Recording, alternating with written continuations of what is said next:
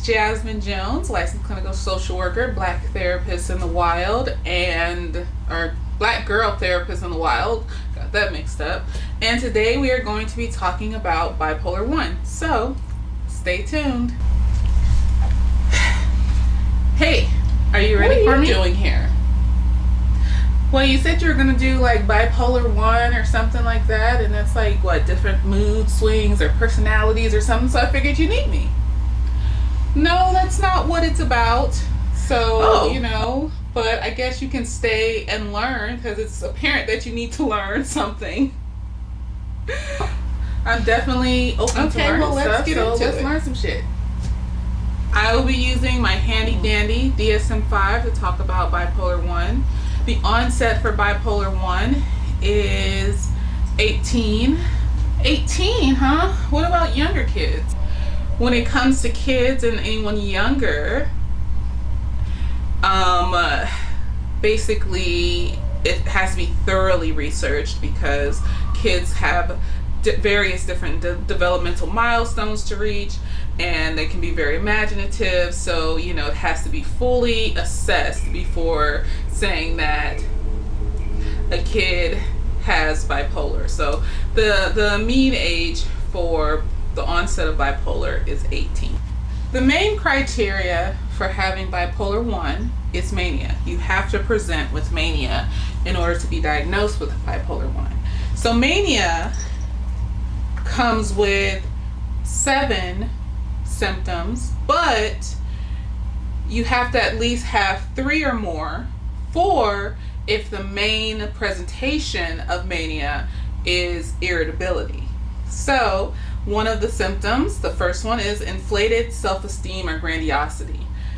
So very, I'm on top of the world, I'm amazing, I'm wonderful. Just very, very almost godlike feeling about yourself. Second is decreased need for sleep. So you get 3 hours of sleep a night and you're wide awake and you're ready to go and you're ready to do stuff. Let's see. The third one is more talkative than usual. So pressure talking, very fast talking, blah, blah, blah, blah, blah, blah, and can't get a word in edgewise, but it's like it's very pressured. Like they have to get the next word out really, really, really fast. Very fast talking. The fourth is flight of ideas or subjective experience that thoughts are racing. So very fast thoughts going with very pressured talking. So fast thoughts, pressured talking. Distractibility. So this is beyond ADHD. This is like you're hopping from one topic to the next topic to the next topic. And not topics, but just, you're very quickly distracted. So distractibility, attention too easily drawn to unimportant or irrelevant external stimuli as reported or observed. So from one place to the next place to the next place. 6 is increase in goal-oriented activity. So you will see this in, people that they might have a very impulsive need to have sex. It's almost like an addictive need to have sex, an addictive need to spend money. You start to feel like you have a lot of money and then you spend a lot of money. Either socially, at work or school, or sexually, or psychomotor agitation, i.e. purposeless, non-goal directed activity. So, you're just writing random stuff and you feel like you need to write all of these things out and ideas and stuff. And delusions and psychosis can also go into mania. People with bipolar have to present with mania. That's why they have to show a lot of these other symptoms before being diagnosed with bipolar.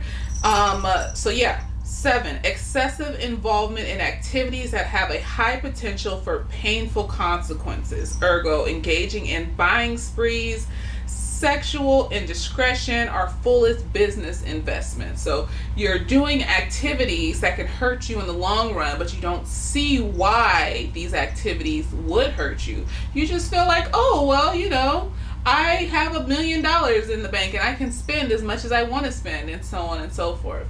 So those are the 7 symptoms of mania. And they're extreme. So mania is an extreme it's an extreme mental health issue. Basically, people end up hospitalized because of mania, and it disrupts your functioning. It disrupts your ability to go to work, go to school. So it has to disrupt your functioning in order to be diagnosed as mania. So why do you think there's so many, like you have to have at least 4 for anger, but then for, if there's symptoms of irritability, you have to have like 4 symptoms to be diagnosed with mania. But if your main presentation isn't irritability, you only need 3. Well, that's a good question. So anger tends to be a symptom of various different diagnoses. So you want to make sure that there isn't anything else going on that attributes to this this ongoing irritability before diagnosing with bipolar 1. Some other things to note is you have to be presenting with mania for at least a week, every day consecutively, at least most of the days every day. And like I said before, it can't be attributed to substance use, schizophrenia, any schizophrenic disorder, or other psychotic disorders. Because there can be a presentation of psychosis sometimes and delusional thinking in mania. So you want to make sure that this isn't something else besides, bipolar 1. Wow, so you have to have some really intense symptoms in order to be diagnosed with bipolar 1. Yeah, you do. You really do. It's a really intense experience, What are the other diagnostic criteria for bipolar 1? Other diagnostic criteria is hypomania, although you do not have to present with hypomania in order to, be diagnosed with bipolar 1. Hypomania can be present sometimes. So hypomania is a lower tiered presentation of mania. So you're still able to function. You can go to work, you can go to school. The symptoms are the same. It's just on a lower graded level of symptoms.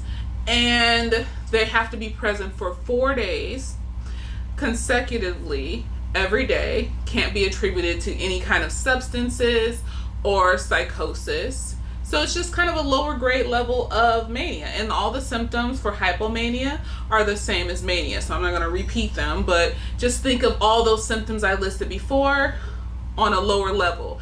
You don't have to be hospitalized. Basically, the symptoms don't get so intense where you have to be hospitalized. The symptoms don't get so intense where you might not be able to go to work or to school or to function around your family. And in order to be diagnosed with bipolar 1, you don't even have to present with hypomania. The main feature here is presenting with at least 1 manic episode.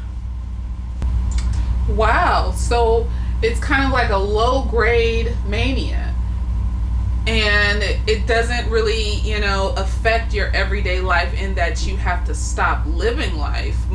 More so, like if you were manic, you might end up spending all your money or speaking rapidly to the point where nobody can understand you, and then you can't go to work and things like that. It's more so of a low grade mania where it might seem like a moodiness, more so, not that it is a moodiness, but like it sounds like it might seem like a moodiness than something that will stop you from functioning. So it's interesting because it makes me think that, wow, everything really is on a spectrum. That's so interesting.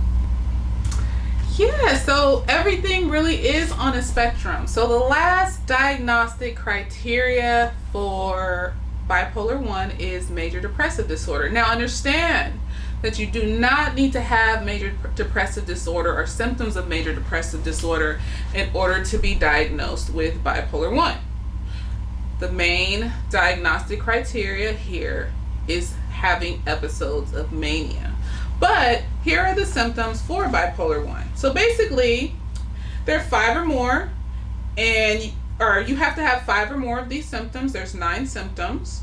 and they have to be present during at least a 2 week period, and represent a change from previous functioning. And at least one of the symptoms has to be either depressed mood or loss of interest and loss of interest or pleasure. So have to have 5 out of the 9 at least of the following symptoms during at least a 2 week period, and at least one of the symptoms is either depressed mood or loss of interest or pleasure. Okay, so the first symptom is depressed mood most of the day, nearly every day. So feelings of sadness, hopelessness, loneliness, melancholiness, and they're present most of the day for at least a 2 week period. Second symptom, markedly diminished interest or pleasure. Not interested in the things that you used to be interested. You like to go bike riding before, now you don't.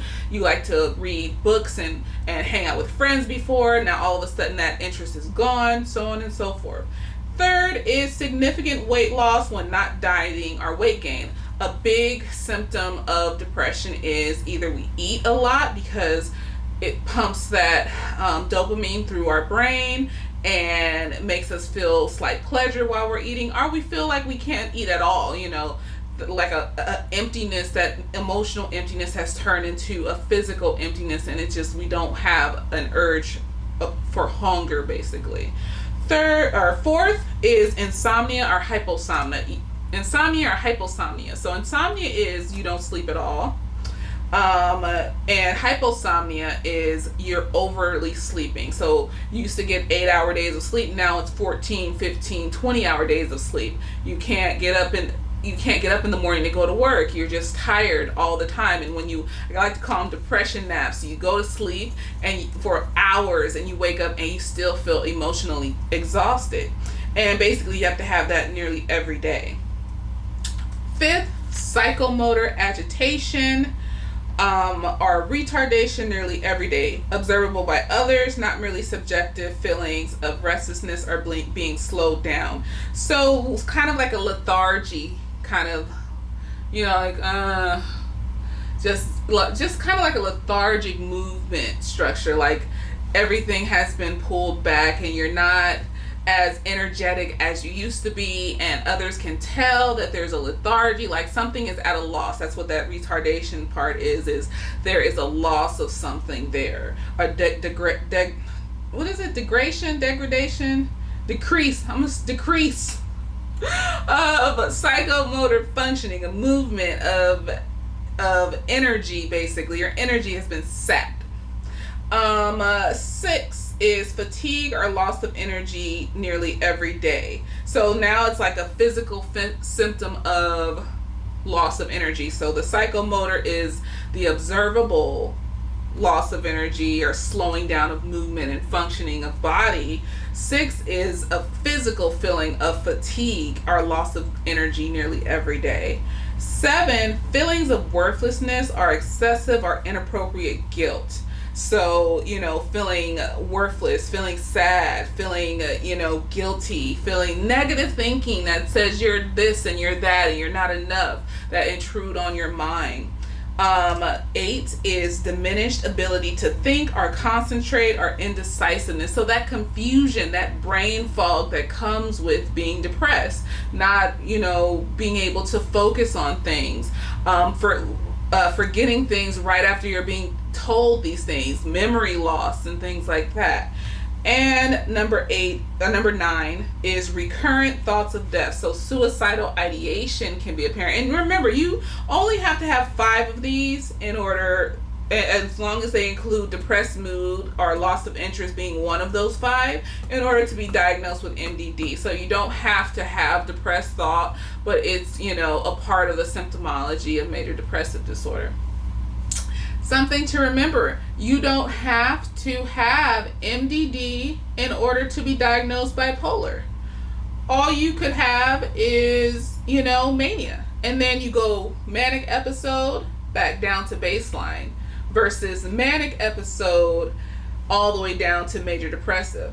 Major depressive disorder is also called clinical depression. So it's basically can lay you low mentally, physically, and emotionally, cause what is it?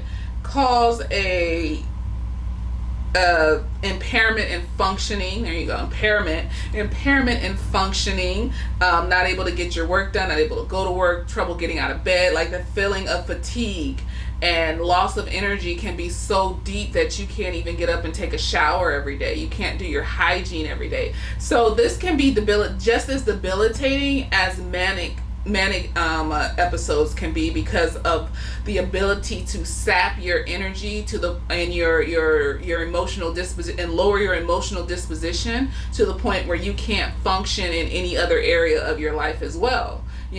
So it's two extremes. So that's why they call it the bipolar. Like, one extreme is mania, and it's like you're doing things impulsively, you're speaking fast, you might have some psychosis mixed in there, some delusional thinking, you're doing dangerous things like overspending your money, and a lot of people don't even remember their manic episodes, versus major depression, where all your energy is sapped, you can't move.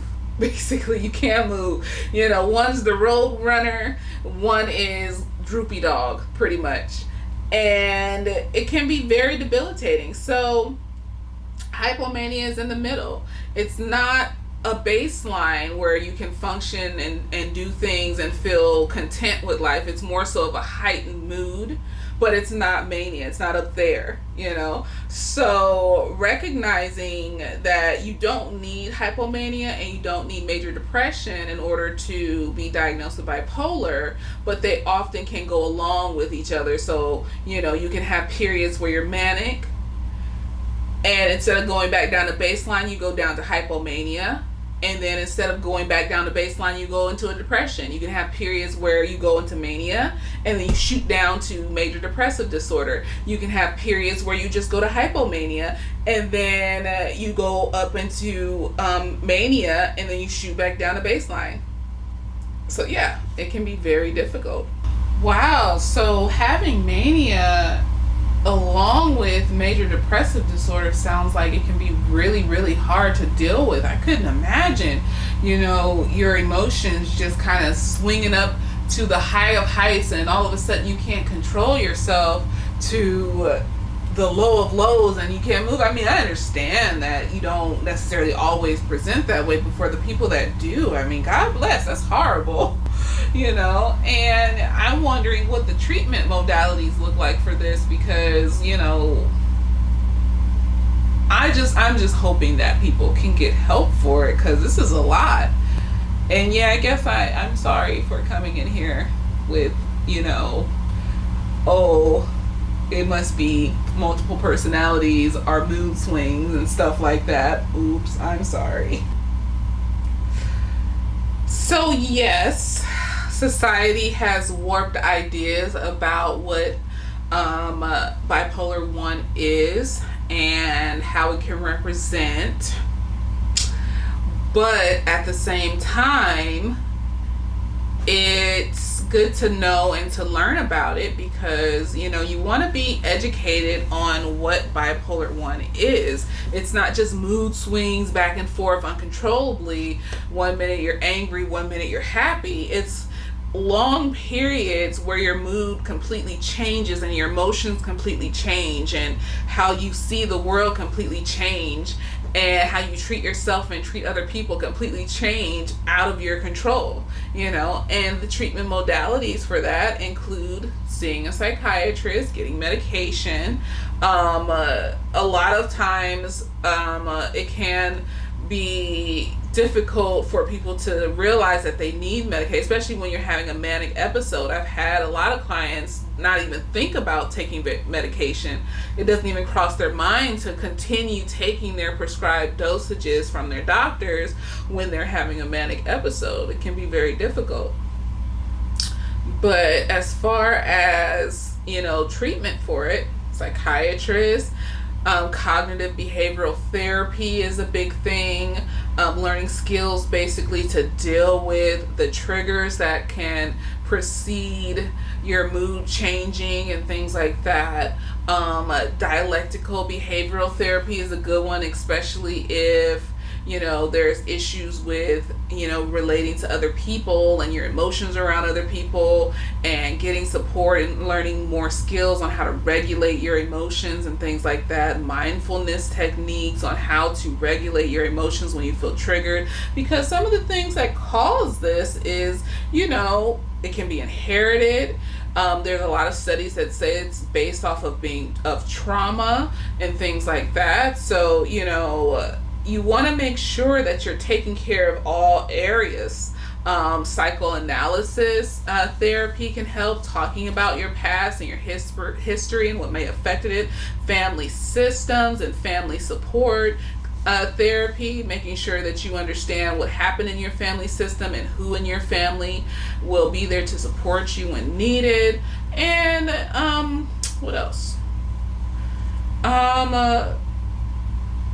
Trauma focused CBT, EMDR, especially if your bipolar came around a time that you were traumatized, or if you have any history of trauma at all and you just happen to have bipolar. There's mixed studies that say that a lot of folks with bipolar have experienced trauma. There's studies that have said the opposite. So it's kind of like we're not 100% sure. A lot of it can do with brain structure, brain chemistry. There's studies that have shown that people with bipolar disorder have different brain chemistries and brain structures.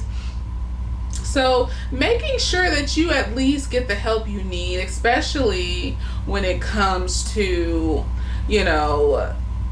getting medication services from a doctor in tandem with talk therapy. That is what I always suggest for, diagnoses that include an uncontrollable change of your personality or your mood, where you can do a coping skill, but coping skills might not stop the mania, or stop the psychosis, or stop the delusional thinking. So that's when we go into the territory of, well, maybe I need to talk to a medical doctor about this, because even though I'm doing these coping skills, this isn't stopping, and medication is a coping skill. It's your brain chemistry is off, so you might need something to help it, so in tandem with therapy, talk therapy, because the mania might stop, but at the same time, if you have like major depression with it, learning skills to help stop negative thoughts, learning skills to help build your self-esteem, learning skills to not shame yourself anymore, learning skills to practice relaxation and mindfulness, so that when you do feel overwhelmed, you can recognize your triggers and guard yourself against those things, and deal with those things in a better way. So yeah, I think that's it. What do you think? I think I learned a lot today about bipolar 1, and I'm hoping that when you do talk about diagnoses like dissociative identity disorders or any other psychosis or dissociative disorders, you invite me and a couple friends along so we can kind of help explain it a little bit better. What you think? Okay, I guess I'll invite you and a couple other friends along, and when I start talking about diagnoses that might involve a little bit more when it comes to personalities and psychosis and things like that. But anyways, that's it for today. I hope you guys enjoyed me and my friends' discussion on bipolar 1, and yeah. Later days.